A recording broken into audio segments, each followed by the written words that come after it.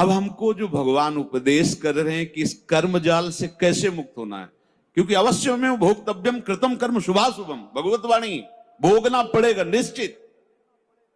अब कोई ऐसा उपाय जो हम इन कर्मों के जाल से मुक्त हो सके। भगवान कह रहे हैं कि जो भी आपके द्वारा हो रहा है, पहली बात तो जो कर्म हो रहा है वो प्रमाणित होना चाहिए, गुरुजनों के द्वारा शास्त्र सम्मत। मनमानी आचरणों की यहां चर्चा नहीं, यहां जो है तस्मात् शास्त्रम प्रमाणम थे।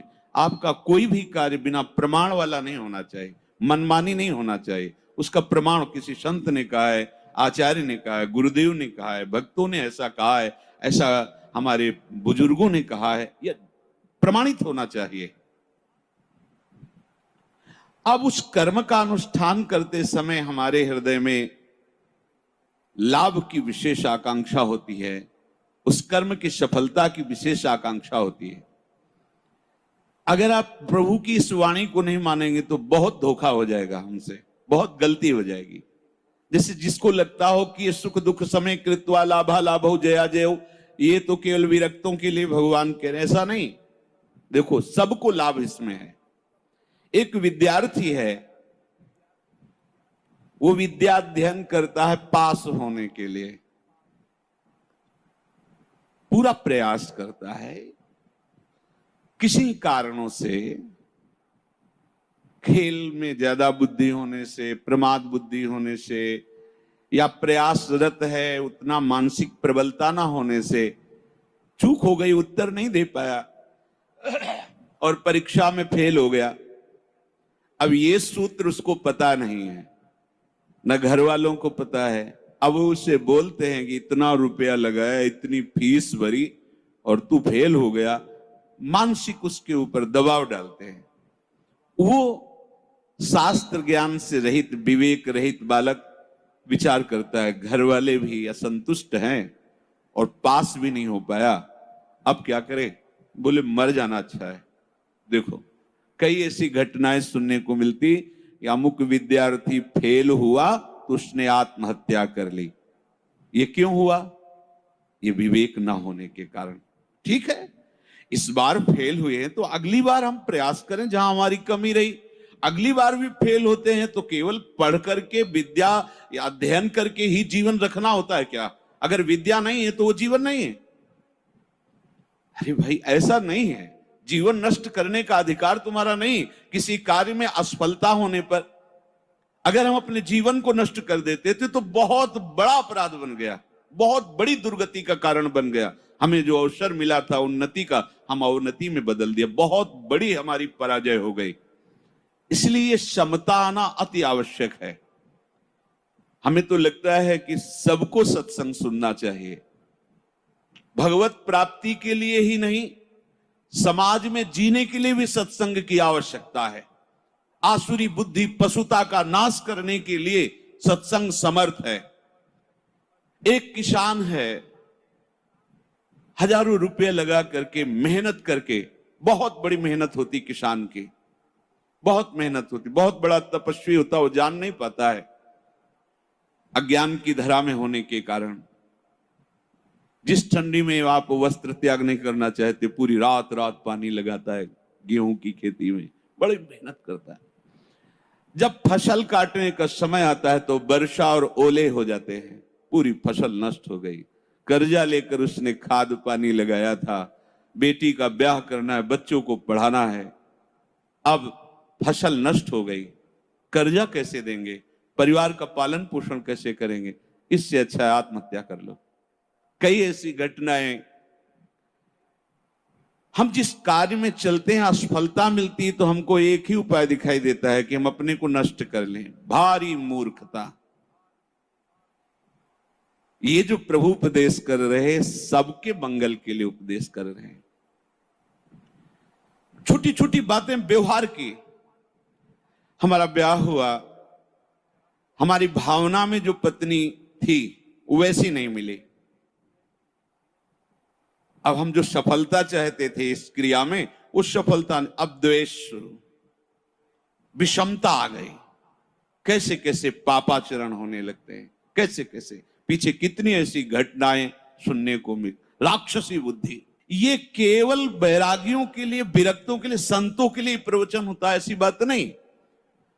ये सत्संग ऐसी मति बना देगा कि आप समाज में रहते हुए भी बड़े आनंद पूर्वक सबको आनंद प्रदान करने वाले बन जाएंगे। ये जो जय और पराजय का, लाभ और हानि का, सुख और दुख का हमारे ऊपर प्रभाव पड़ता है, जब तक हम नाम जप करके अपनी बुद्धि को पवित्र करके समता में नहीं लाएंगे तब तक बात बनने वाली नहीं। जगह जगह आप देखो, जगह जगह जहां कोई हारता है तहां वो निराशा अपने ऊपर ले आता है। हारना जीत का एक संकेत है, ऐसा मत समझो कि हारना पतन का संकेत है, नहीं।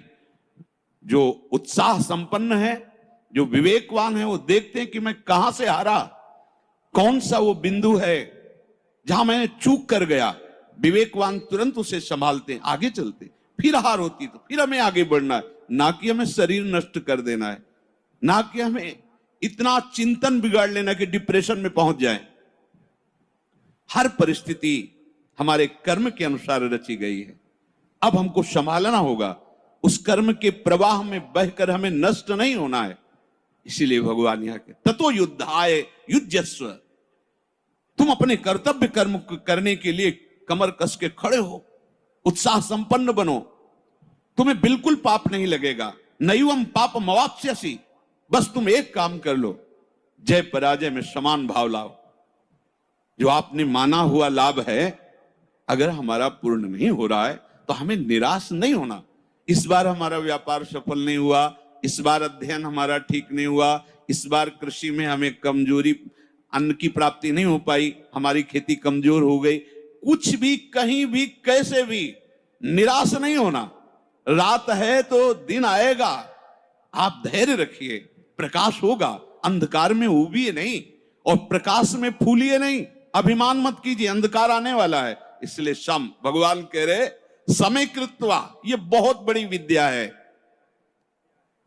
अगर कोई कहे निकुंज में जाने के लिए इसकी क्या आवश्यकता है, तो कृपा प्रकरण में पढ़कर देखिए, तीसरे दोहे में, शत्रु मित्र समझानी सम, मान मान अपमान सम, दुख सुख लाभ न हानि।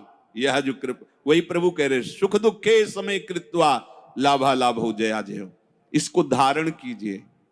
छोटी छोटी सी अनुकूलता में बाधा पड़ने पर हम दुखी हो जाते हैं, हम विक्षिप्त होने लगते हैं, हम बहुत बड़े लाभ का त्याग कर देते। छोटी सी मनोनुकूल वृत्ति के विरोध होने पर, जबकि वो महामंगल विधान है, आपको समझ में नहीं आ रहा, आप इतने असंतुष्ट हो जाते हैं, इतने हार जाते हैं, इतने निराश हो जाते हैं कि परम लाभ का मार्ग ही छोड़ दिया। और ये जरूरी है, जरूरी है। जैसे ये उपदेश जब होते हैं तो प्रश्न भी होते हैं कि कब तक सहें, कब तक सहें? जब तक भगवत प्राप्ति नहीं हो जाती, जब तक भगवत साक्षात्कार नहीं हो जाता, तब तक आप सहो। सहत सहत बाढ़े भगति। इसका परिणाम क्या होगा? हम तो बड़ा दुख सह रहे हैं, अपमान सह रहे हैं, विषमता सह रहे हैं, इसका परिणाम क्या होगा? भगवान कह रहे बिल्कुल निश्चिंत रहो, महाभय से तुम्हारी रक्षा निश्चित यही कर लेगा। समता, किसी के आशीर्वाद की जरूरत नहीं। ऐसा ते विहिता सांख्ये बुद्धिर्योगे त्विमां शृणु, बुद्ध्या युक्तो यया पार्थ कर्म बंधम प्रहास्यसि संतुष्टायेन केनवा। ये कला सीखनी पड़ेगी, ये कला स्वीकृति करनी पड़ेगी, नहीं आप आगे परमार्थ में नहीं बढ़ पाएंगे। हर तरह से अपने को प्रसन्न रखने की चेष्टा रखो, विवेक के द्वारा, किसी वस्तु व्यक्ति स्थान के द्वारा प्रसन्न करने की नहीं, आंतरिक विवेक के द्वारा, बाह्य कोई साधन नहीं। इसके लिए कैसी भी परिस्थिति हो, यदि आपने प्रभु को स्वीकार किया है तो आप प्रसन्न रह सकते हो, क्योंकि हमारे प्रभु विद्या के समुद्र हैं, ज्ञान के समुद्र हैं, प्रेम के समुद्र हैं, ऐश्वर्य के। क्या चाहिए? बिना पढ़े समस्त विद्या प्रकाशित हो जाती है। ब्रह्मा जी किस स्कूल में गए थे? चारों वेद स्वतः स्फुरित हो रहे। किसके संकल्प से? भगवान के संकल्प से। समस्त सृष्टि की जितनी भी कलाएं हैं सब ब्रह्मा जी से तो प्रकट हुई हैं। कहां सीखा ब्रह्मा जी ने? प्रभु के संकल्प से। वही तुम्हारे भी हृदय में संकल्प जागृत हो जाएगा। मूकम करोति वाचालम पंगुम लंघयते गिरिम यत् कृपा तमहम वंदे परमानंद माधवम। आज मेरे पास अमुक अव्यवस्था है, कल ऐसा हो सकता है कि तुम भारी से भारी सृष्टि की व्यवस्था करने वाले बन जाओ, क्योंकि तुम्हारा स्वामी अनंत ईश्वर संपन्न है। इस बात को लेकर के वो इस समता को धारण कर सकता है। अगर इतने बड़े प्रभु का सहारा नहीं है फिर सहेगा किससे? ये सहने की सामर्थ्य सिर्फ हरि के चरणारविंद के आश्रय से आती है, भरोसे से आती है। ठीक है, आज हमारा मन ठीक नहीं है, लेकिन जिस दिन मन चोर देखेंगे ना उस दिन निहाल हो जाएंगे। ठीक है, आज हमारी ऐसी परिस्थिति, जिस दिन वो देखेंगे ना हम निहाल हो जाएंगे। देखो ना, कई कई दिन केवल तुलसी दल का भोग लगता है, लेकिन ना अन्य आश्रय है, ना अन्य भरोसा है श्री सुदामा जी को, है केवल कृष्ण प्यारे का। और वो भी कुछ लेने के लिए भरोसा नहीं, केवल विशुद्ध प्यार है। तो जैसी द्वारिकापुरी वैसी सुदामापुरी खड़ी कर दी। संतोष अगर किसी को हो सकता है तो प्रभु को लेकर के होगा। ध्यान रखना, अगर प्रभु का आशा भरोसा नहीं तो आप नहीं। क्या आप पास होते चले गए और भगवत भरोसा नहीं है? माना कोई बहुत बढ़िया नौकरी मिल गई और आपके आचरण भ्रष्ट हैं, तो क्या आप शांत हो जाएंगे? क्या आपका हृदय शीतल रहेगा? क्या आपका मन प्रसन्न रहेगा? नहीं। नाना प्रकार की भोग सामग्रियां और सम्राट पद, दुनिया का ऐश्वर्य मिल जाए पर हरि चरणों से संबंध नहीं है तो विश्राम नहीं मिल सकता। तब लगी कुशल न जीव कहूं, सपने हूं मन विश्राम।